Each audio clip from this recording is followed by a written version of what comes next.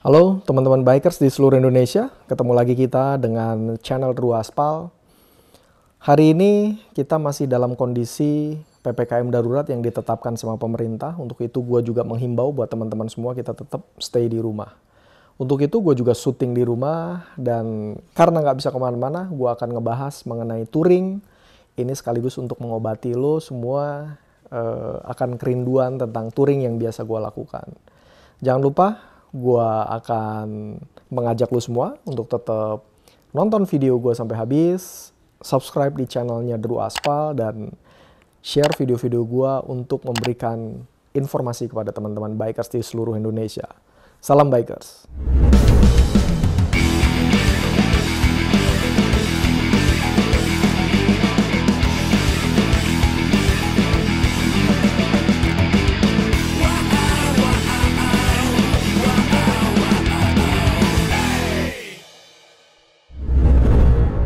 Oke, terkait dengan touring yang tadi sudah gue bilang, gue bakal ngubungin teman-teman bikers, teman-teman gue juga yang biasa touring juga sama gue akan nanya sama mereka. Pertanyaannya apa, gue langsung telepon sama mereka.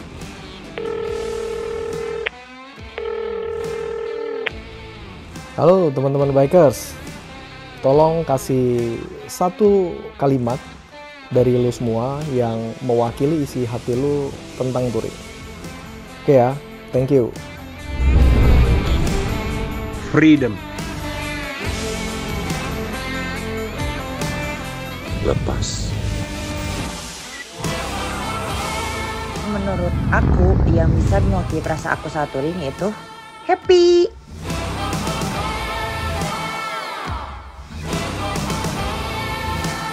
Kebersamaan.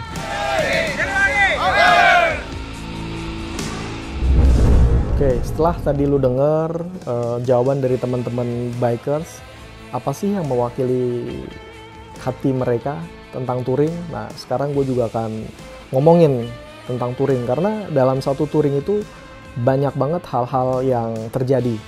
Ada yang hal menyenangkan, ada yang nggak menyenangkan, ada yang bikin lu kesel, dan juga bisa membentuk satu persaudaraan. Nah, banyak juga muncul pertanyaan-pertanyaan yang salah satunya adalah mengenai tentang touring. Nah, banyak juga pertanyaan-pertanyaan yang muncul.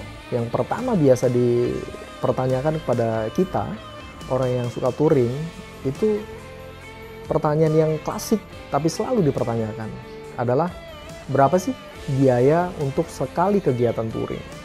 Nah, nanti juga gue akan jelasin, touring itu ada 3 macam. Ada short touring, ada middle touring, dan ada long touring. Nah, itu juga nanti akan gue kasih tahu. Lalu yang kedua, pertanyaan yang muncul itu biasanya, keluarga nggak marah apa enggak? Istri ngomel apa enggak? Udah buang duit buat touring, terus udah gitu ditinggal juga gitu ya. Nah, itu sering pertanyaan itu muncul. Lalu muncul juga pertanyaan yang paling terakhir. Ini pertanyaan yang menurut gue jawabannya susah-susah gampang. Banyak yang nanya, sebenarnya kalau orang touring itu bener nggak sih katanya itu kegiatan para bikers untuk melakukan kegiatan-kegiatan gila atau kegiatan-kegiatan yang dalam tanda kutip boleh dikatakan kegiatan nakal gitu ya, karena jauh dari keluarga atau jauh dari istri. Gue akan jawab satu persatu. Tetap di channel Dru Aspal.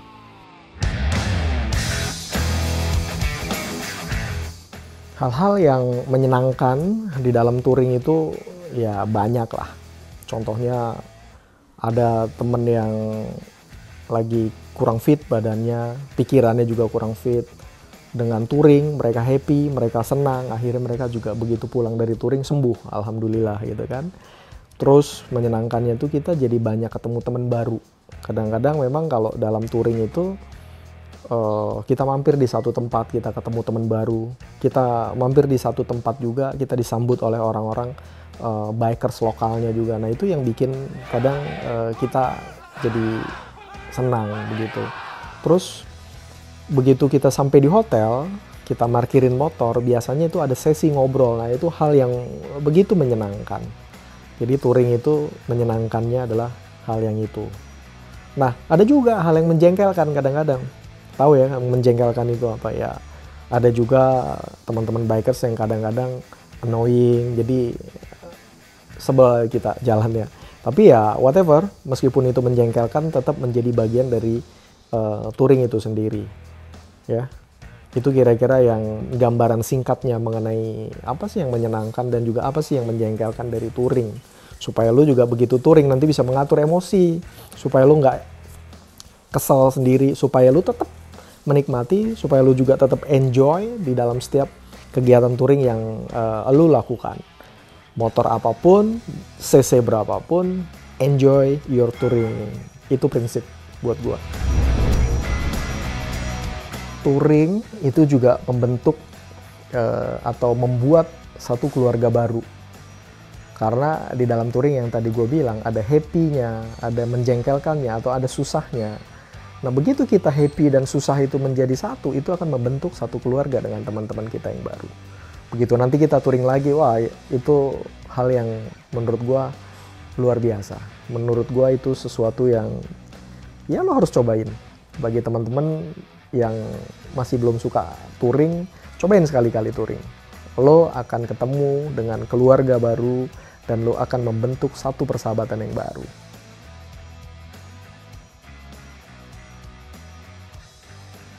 Touring itu ada 3 kategorinya. Yang pertama itu yang short, itu jarak pendek yang bisa berangkat dan hari itu juga kita pulang. Lalu juga ada yang middle touring. Middle touring itu yang kurang lebihnya menempuh antara jarak 1.500 sampai 2.000 kilo. Itu kurang lebihnya 3 hari. Dan juga ada long touring. Itu long touring itu biasanya dilakukan antara 1 minggu sampai 10 hari kurang lebih. Nah untuk biaya bisa dihitung kurang lebih 1 harinya itu menghabiskan biaya untuk bensin, untuk makan, untuk hotel, untuk keperluan akomodasi dan lain-lainnya rata-rata menghabiskan dana per 1 hari itu sekitar 2 juta. Jadi kalau misalkan touringnya itu 15 hari ya berarti tinggal dikalikan saja.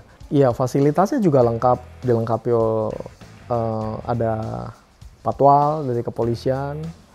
Lalu juga kita disiapkan ada ambulan kalau ada accident dan juga dilengkapi dengan storing atau backup storing. Jadi kalau motor lo mogok lo nggak usah khawatir, motor lo akan langsung di storing dan akan dikirim ke hotel terdekat. Kalau nanti bisa dilanjutkan ya akan lanjut, kalau tidak bisa dilanjutkan ya terpaksa lo pulang atau lo kalau mau nerusin ya lo bisa dibonceng sama teman yang lain.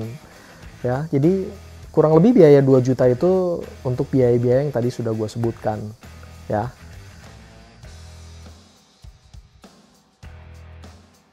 Iya, ada pertanyaan, istri marah nggak sih, keluarga marah nggak sih kalau ditinggal touring, apalagi touringnya yang lama gitu ya. Ya, ada marahnya juga, ya. Kadang juga ada ngelarangnya juga, tapi tergantung kita. Kadang-kadang kita sebagai laki-laki memang ada punya hobi di situ ya istri juga mendukung, keluarga juga mendukung. Yang terpenting kebutuhan mereka lu penuhi dulu. Kalau kebutuhan mereka sudah lu penuhi, gue yakin lu mau touring sampai berapa hari juga dikasih izin sama mereka. Jadi prinsipnya lu penuhi kebutuhan mereka, gue yakin lu bakal dikasih izin touring ya, meskipun itu untuk 10 sampai 15 hari.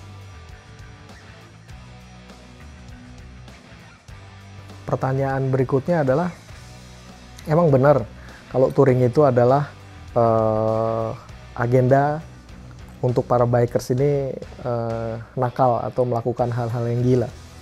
Kalau itu lagi-lagi kembali kepada personalnya, karena nggak semuanya juga begitu. Mungkin yang masih ABG, mungkin yang masih kaum muda yang belum punya istri, belum punya anak, bisa jadi mereka begitu.